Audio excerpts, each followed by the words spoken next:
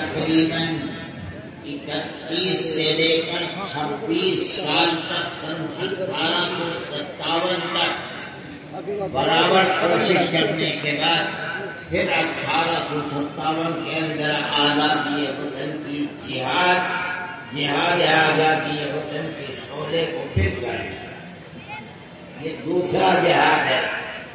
اس کے اندر اب تھوڑے بہت برادران وطن شریک ہیں۔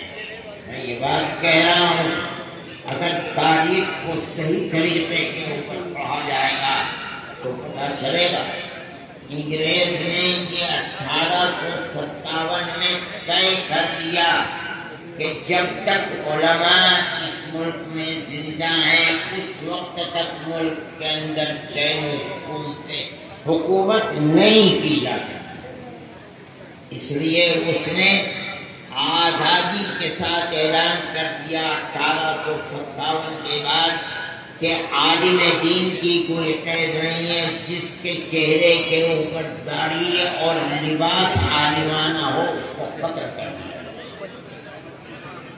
روز روشن مستقبل اور روح روشن مستقبل یہ کتابیں ہیں، آپ ان کو پڑھیے۔ ہو سکتا ہے دارالعلوم کے کتب خانوں کے اندر بھی ہو۔ سن 1857 میں علماء کی ناکامی کے بعد جس میں حضرت گنگوئی اور حضرت نانوتوی، پیر جامع شہید حاجی امداد اللہ صاحب، یہ سب لوگ شریک تھے۔ اور حضرت گنگوئی رحمۃ اللہ علیہ تو گرفتار بھی ہو گئے تھے اور جیل میں رہے، اور اس کی توقع ہرگز نہیں دی کہ وہ زندہ جیل کر کے پھانسی پر لٹکا دیے۔ تو خدا کی قدرت ہے کہ وہ پھر زندہ رہے اور باہر آ گئے۔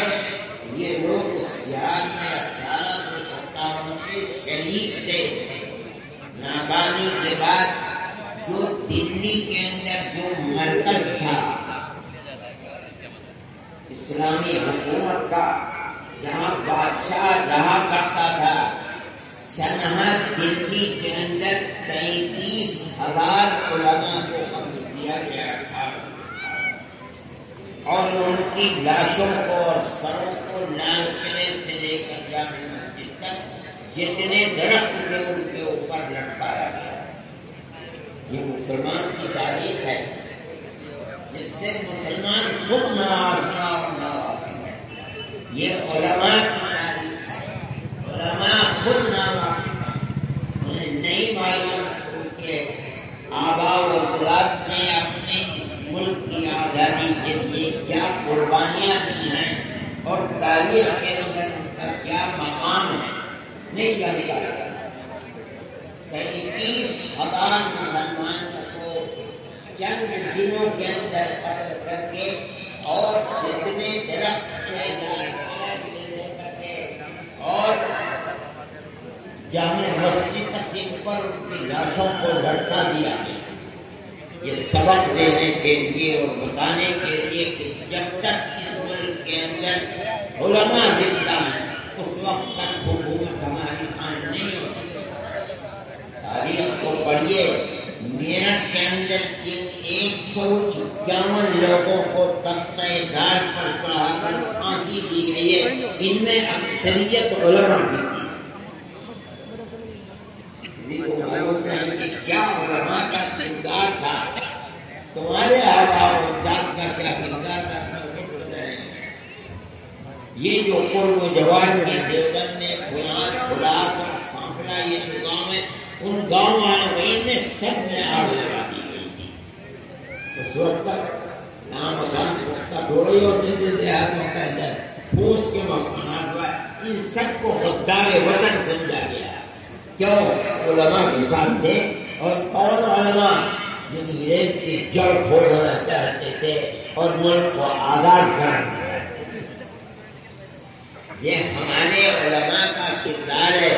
آج ملک آزاد ہوا، آج کے دن کی آزادی ہے، لوگ ان جیالوں کو یاد کرتے ہیں جنہوں نے ملک کی آزادی کے لیے قربانی دیا۔ ہمیں بھی اس کا حق پہنچتا ہے کہ ہم یاد کریں۔ ہمیں یاد کرنا چاہیے.